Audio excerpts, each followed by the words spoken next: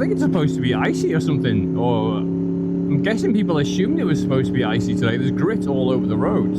Doggy, doggy. I tell you what is nice though, is that it's noticeably lighter. I mean, you probably can't tell, but there are no street lights in my, is it a close crescent? I don't know. Circle of houses, estate. Yeah, so like it's pitch black basically first thing, and I usually can't see a damn thing, but I noticed this morning visibility had improved, so yeah, there's the end times of winter. Whoa, it's nice to know, especially when this is the last early morning commute I'm gonna have to do for a couple of weeks.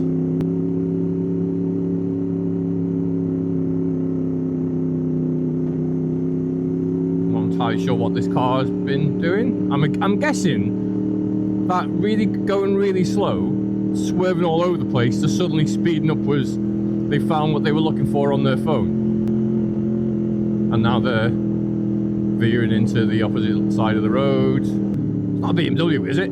I don't want to go off on another driving standards these days rant. I've done that bit, filmed that video, edited it, put it on YouTube. You've already seen it, maybe, probably, who knows. What I do know is I've probably got enough fuel to get to work, but definitely need to fill up on the way home. You just put your indicators on about a second on after you join the roundabout.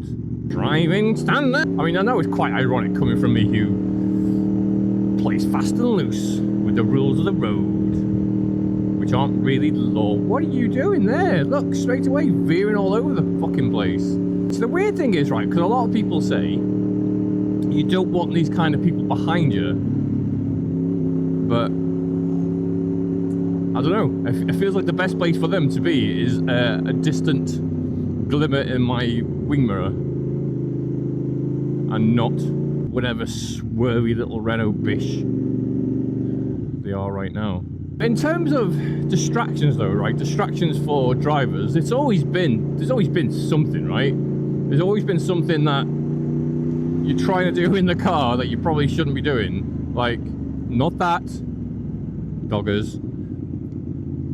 What I mean is, like, I used to have a habit of, like, I'd go shopping, and then I'd buy some, like, cooked chicken, and I'd be driving trying to eat greasy cooked chicken, like drumsticks or whatever, on the way home, while trying not to get it all over the place. So, you know, I was kind of like not in full control. A lot of knee dexterity being used.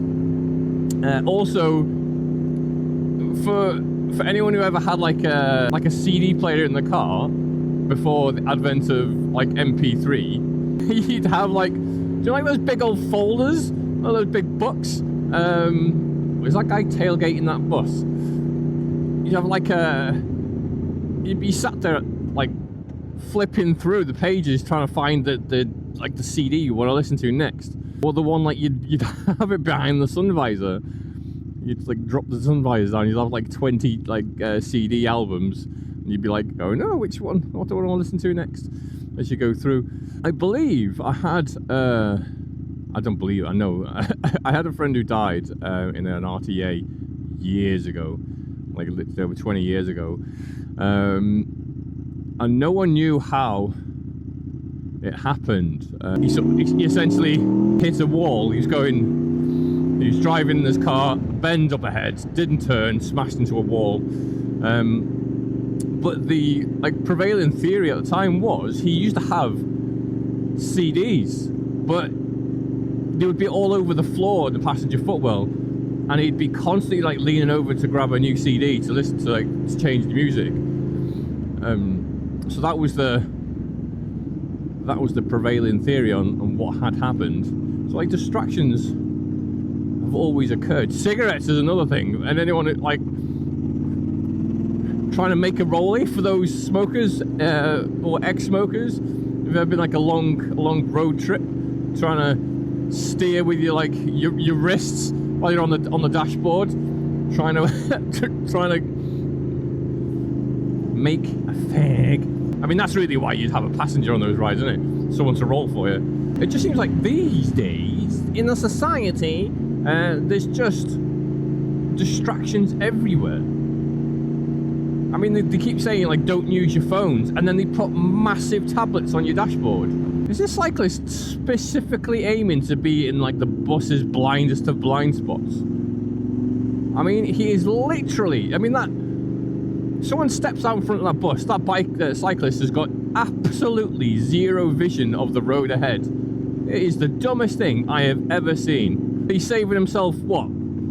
A few wattage, while that bright fucking light blinds everyone behind him. That light is actually annoying the shit out of me. But I can't see past the bus. Oh, I knew he was gonna pull out anyway. It's weird, like the mobile phone rules as well. Like, as long as you're not holding it, it's okay. You stick it in a cradle, but you're still focusing your attention on it. You've just got a hand free, but you're still using that hand to jab your phone and your eyes to look at that phone instead of what's in front.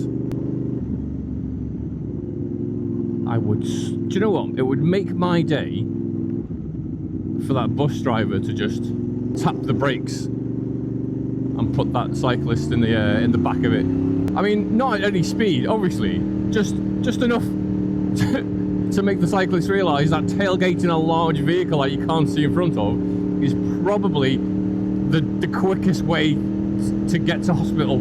He thinks he's clever by drafting the bus so to save some energy, as opposed to just, I don't know, working on your fitness, mate. Ooh, baby, I love you every day. Oh, I'm actually quite cold now.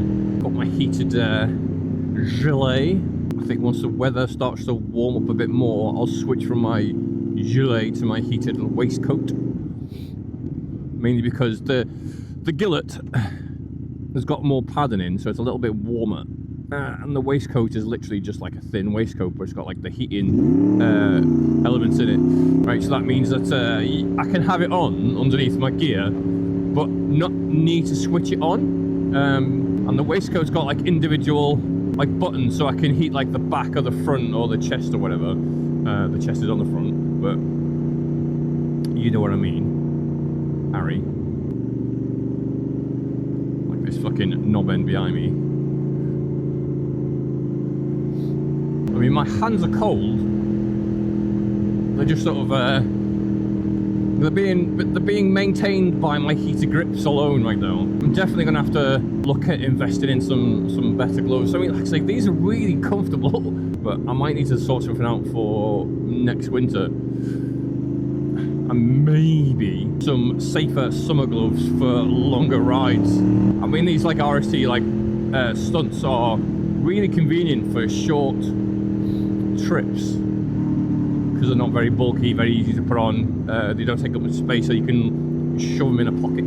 Although I do wonder, like, well, I'm still going the same speeds on a short ride as I would on a long ride, so I may as well wear all the gear all the time. Don't fall off my bike.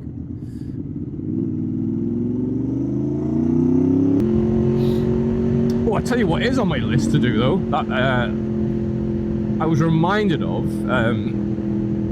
and a comment, I actually need to reply to that when I get to work. I'll probably forget again, but I'll do it at some point today. Right, the pair valve, I was under the impression of, like, unless you're doing a full exhaust system, you just leave it be. And it's not something I've really thought about at all since. But someone mentioned doing the flapper valves and stuff like that, and I realised that I hadn't done the pair valve modification since I changed the exhaust over, so I might need to do that. Although I don't really want to do like blanking plates or whatever. I think there's a way you can do the mod that doesn't require the blanking plates. I think the blanking plates are just if you want to make it look neat, but then it's under the tank, innit? So who cares? Yeah, I think at that point I'm all modded out. Oh no, actually, the rectifier thing. Oh yeah. What's with this bunch of traffic? early for this time of day. It's not 25 past 12. The clock's wrong, so I haven't fixed it.